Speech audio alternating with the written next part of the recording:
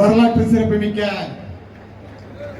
நாடார் மகாஜன சங்கத்தினுடைய 72வது மாநாட்டுக்கு வருகை தந்திருக்கும் நாடாண்ட நாடார்குல ரத்த சொந்தங்கள் அனைவருக்கும் முதற்கண் வணக்கத்தை தெரிவித்துக் கொள்கின்றேன்.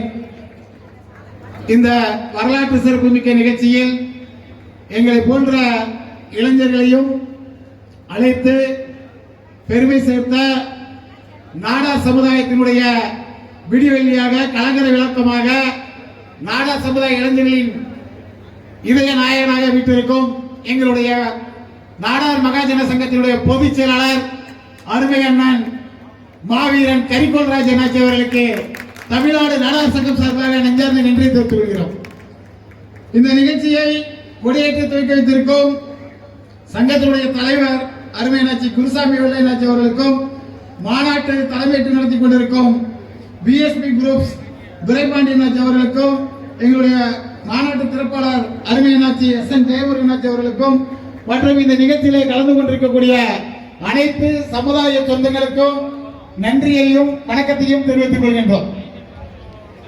நாடார் சமுதாயம் உழைப்பால் உயர்ந்த சமுதாயம், உழைப்பால் மட்டுமே உயர்ந்த சமுதாயம்.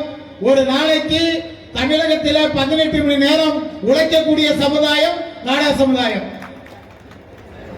நம்மளுடைய ஒற்றுமையால் மட்டுமே நம்மால் சரித்திர சாதனை படைக்க முடியும். 1952 முதலில் நடைபெற்ற பொது தேர்தலில் நாடார் சமுதாயத்தைச் சேர்ந்தவர்கள் நாடாளுமன்றத்திலே 4 பேர் இருந்தார்கள். ஸ்ரீவில்லிபுத்தூரில் தொகுதியில் பெருந்தலைவர் காமராஜர் அவர்கள்,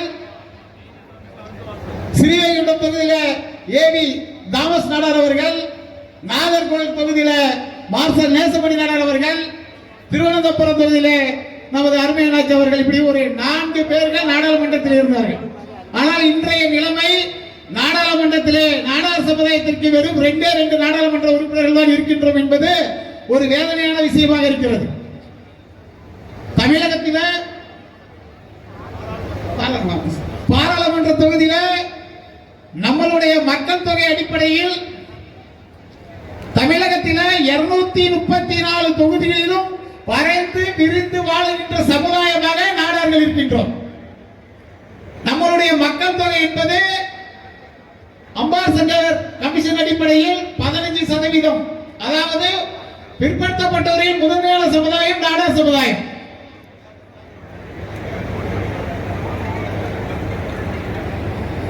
மக்கள் தொகைக்கு ஏற்ப இன்று நாடாளுமன்றத்தில் குறைந்தபட்சம் 6 நாடாளுமன்ற உறுப்பினர்கள் இருக்க வேண்டும்.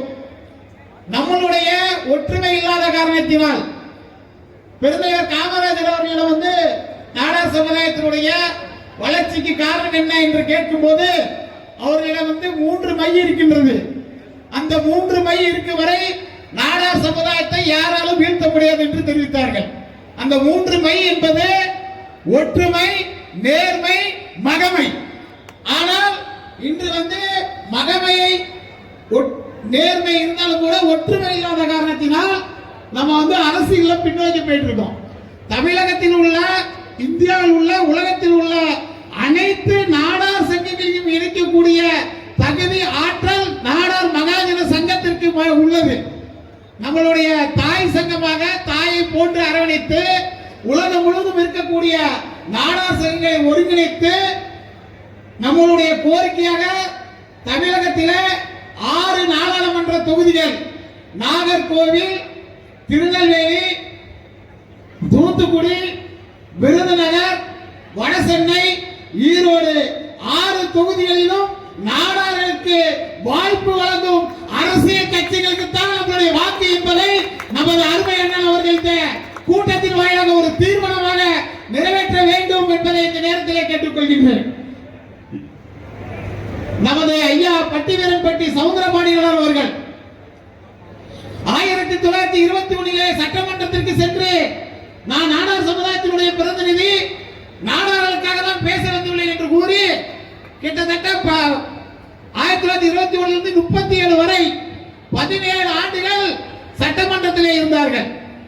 மதுரை மாவட்ட ஆட்சிக் கழக தலைவராகவும் ராமநாதபுரம் மாவட்ட ஆட்சிக் கழக தலைவராகவும் 2 மாவட்டத்திற்கு ஆட்சி கழக தலைவராக இருந்த ஒரே தலைவராக, வணிகர்களின் காவலராக, அச்சமகற்றிய அண்ணலாக திகழ்ந்தவர் நமது நாடார் மகாஜன சங்கத்தினுடைய முன்னாள் பொதுச் செயலாளர், துணைத் தலைவர் பட்டிவீரன்பட்டி சவுந்தரபாணி நாடார் அவர்கள்.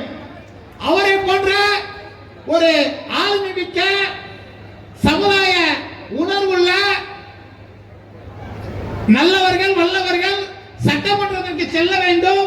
நம்மளுடைய குரல் நாங்கள் நாடார் என்று சட்டமன்றத்திலே ஒலிக்க வேண்டும். அதற்காகவும் நமது நாடார் மகாஜன சார்பாக ஒரு சிறந்த ஒருங்கிணைப்பை உருவாக்கி தருமாறு கேட்டுக்கொள்கின்றேன். இந்த நிகழ்ச்சியில நாடார்கள் தான் சேர சோழ பாண்டிய மன்னர்களுடைய வாரிசுகள் என்பதை நிரூபிக்கும் வகையில் மாநாட்டின் முதல் படமாக மூவேந்தருடைய படத்தை திறந்து வைத்த நமது விழா குழுவினர் அவர்கள் அனைவருக்கும் நாடார் சமுதாய இளைஞர்கள் சார்பாக நெஞ்சார்ந்த நன்றியை தெரிவித்துக் கொள்கின்றோம். சேர சோழ பாண்டியர்களுடைய வாரிசுகள் நாடார்கள் என்பது பல்வேறு காலகட்டங்களில் நிரூபிக்கப்பட்டிருக்கிறது. ஆனால் நமக்கு நம்ம இது வந்து நம்மள சேரரா சோழரா பாண்டியர்கள் ஒரு குழப்பம் இருக்கு.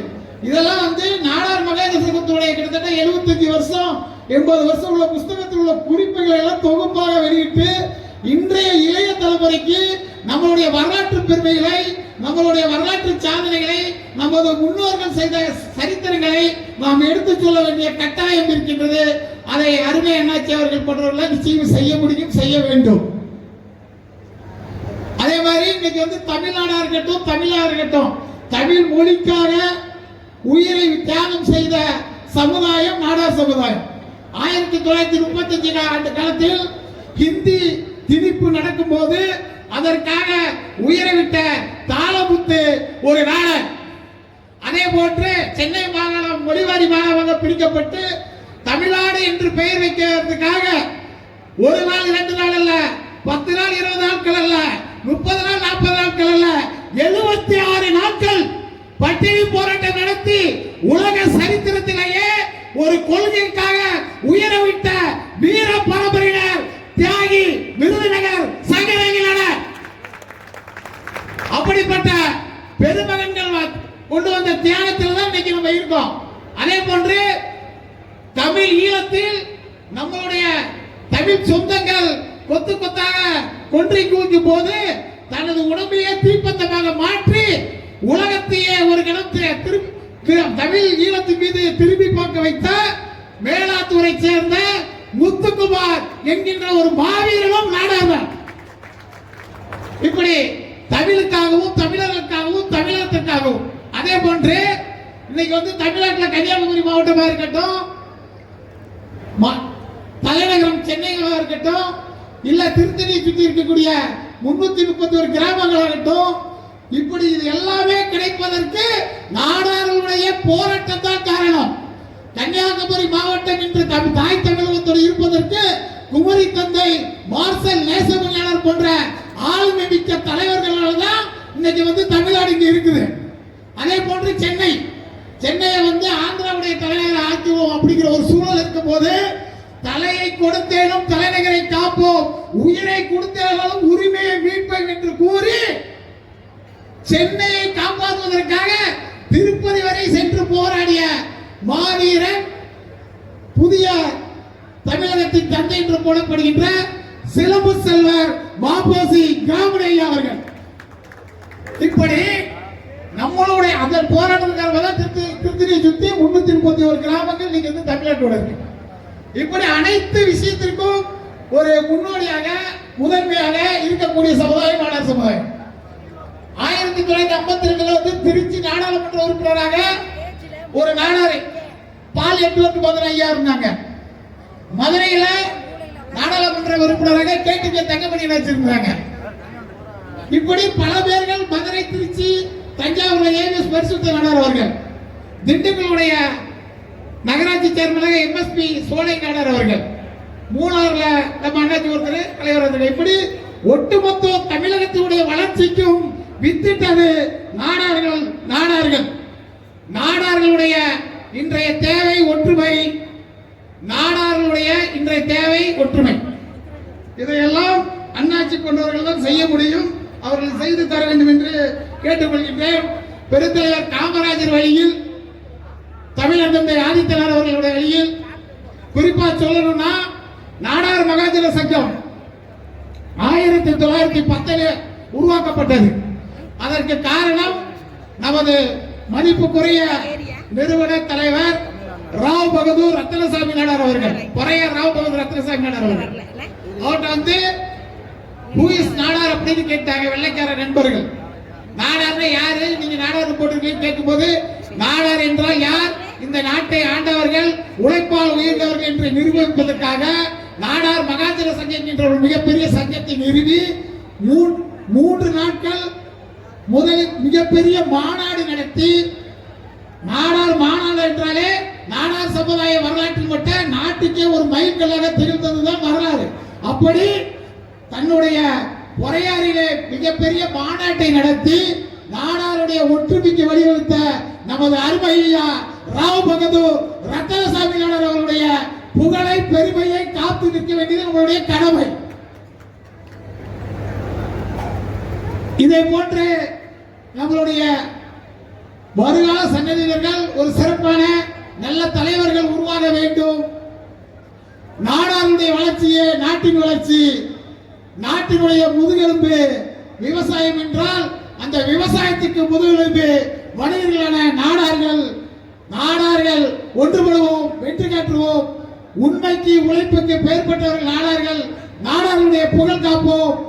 பேச வாய்ப்பளித்த சமுதாய சொந்தங்கள் அருமை அண்ணன் கரிகோல்ராஜ் அவர்களுக்கும், ஏவிஎஸ் மாரியப்பன் அவர்களுக்கும், மகா கிப்ஷன் அவர்களுக்கும் மற்றும் அனைத்து நல்ல உள்ளவர்களுக்கும் இதயபூர்வமான நன்றியை தெரிவித்துக் கொள்கின்றேன்.